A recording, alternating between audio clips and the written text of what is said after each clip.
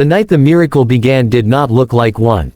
It looked like rain-soaked streets, flickering streetlights, and a single father standing at a bus stop with a grocery bag torn at the bottom, watching apples roll into the gutter.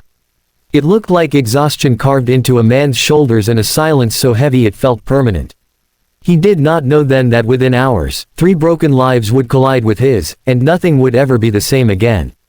If you believe that kindness can change destiny, that one small act can rewrite many lives, then pause here for a moment. Like this video, comment, share it with someone who needs hope, and subscribe to the channel. Because stories like this only live on when people believe in second chances. The single dad's name was Daniel, and life had reduced him to survival mode for years. He worked 2 low-paying jobs, one during the day at a warehouse loading crates until his back screamed, and one at night cleaning office floors when the city slept. He raised his 6-year-old son alone after a tragic accident stole his wife and left him learning how to braid hair, pack lunches, and hide his grief so his child would not inherit it. Every day felt like a quiet battle he could never afford to lose, because losing meant his son would fall too. That night, the rain was unforgiving, slashing sideways like it had a grudge against the world. Daniel noticed them only because everyone else seemed determined not to. A woman sat on the cold concrete near the bus stop, her back pressed against a closed storefront, her clothes soaked through and clinging to her thin frame. In her arms were 2 small girls, identical faces pale with fear, hair tangled and plastered to their cheeks. The woman's face was bruised, one eye swollen, her lips cracked, and her hands trembled as she tried to shield the children from the rain with her own body. Daniel hesitated, not because he did not care, but because caring had a cost. He had learned that lesson the hard way. Still, something in the way the twins clung to their mother, silently and desperately, broke through his defenses. He saw his own son in them, saw nights when he had nothing but his arms to offer against the cruelty of the world. He offered what he had, which was not much. He gave them his jacket, then his umbrella, and finally the only thing that truly mattered, his attention. The woman's story spilled out in fragments as they found shelter. She had married into a family that promised protection and love, but delivered control and violence instead. When her husband died suddenly, the mask fell completely.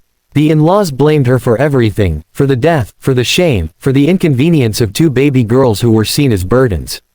The beatings became regular, the food scarce, the insults constant. When she finally refused to sign away her daughters to relatives who wanted to send them off like unwanted parcels, she was thrown out with nothing but the clothes on their backs. Daniel listened as the rain hammered the roof above them, feeling anger coil tight in his chest. He knew what it meant to be powerless against people who thought they owned you. He knew the humiliation of begging for decency. He also knew fear, the kind that makes your children cling to you as if letting go might mean disappearing forever. Without planning it, without calculating the consequences, he made a decision that would alter all their lives.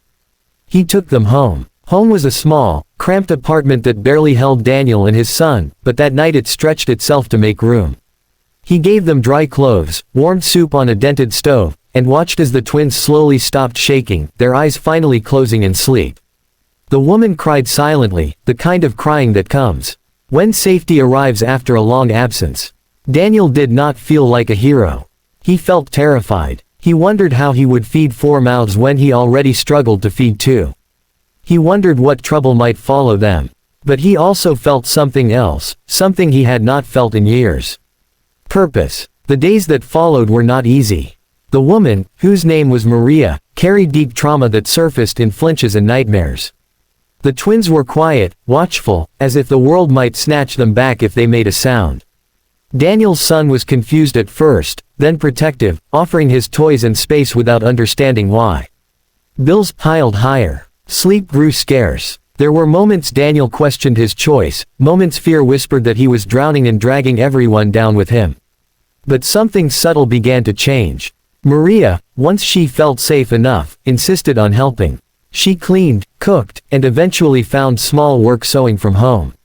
The twins laughed for the first time one morning over spilled cereal, a sound so pure it stopped Daniel in his tracks. Neighbors who had barely nodded before began offering help, leftover food, old clothes, quiet support. Kindness, it seemed, had a way of calling to itself. Trouble came when the in-laws found them. They arrived with threats and accusations, claiming the children were theirs by right, that Maria was unfit, that Daniel was interfering where he did not belong. Fear returned like a storm cloud. Legal papers were mentioned, authorities implied.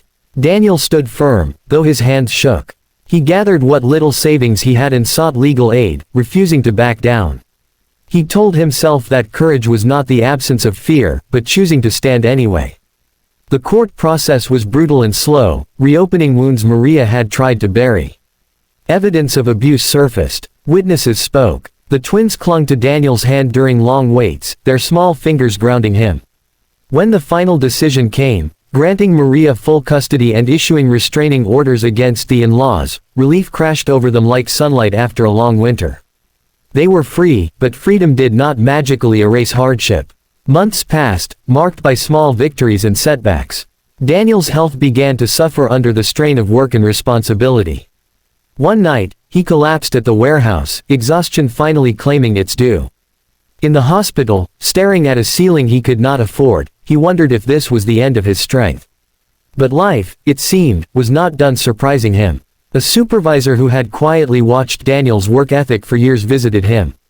Moved by the story that had circulated through whispered conversations and community support, the company offered Daniel a full-time position with better pay and benefits. Around the same time, Maria's sewing caught attention online after a neighbor shared her work. Orders trickled in, then poured. Hope, fragile but growing, began to take root. The true miracle, however, was not financial. It was the transformation within their small family. Maria healed, slowly reclaiming her voice and confidence. The twins flourished, their laughter filling rooms that once echoed with pain. Daniel's son learned compassion beyond his years, understanding that family was not just blood, but choice. Daniel himself found a piece of his heart he thought had been buried with his wife, a capacity to love without fear. On a quiet evening, as the sun dipped low and painted the walls gold, Daniel watched the children play together, their joy unrestrained and real. He realized then that the miracle he never dreamed was not luck or reward. It was the simple truth that when one broken person reaches out to another, something sacred is created. A chain reaction of healing, a future rewritten not by power, but by kindness. If this story has touched your heart, if it reminded you that humanity still exists in small, brave acts, then please take a moment now. Like this video, share it with someone who needs encouragement, and subscribe so more stories like this can reach the world.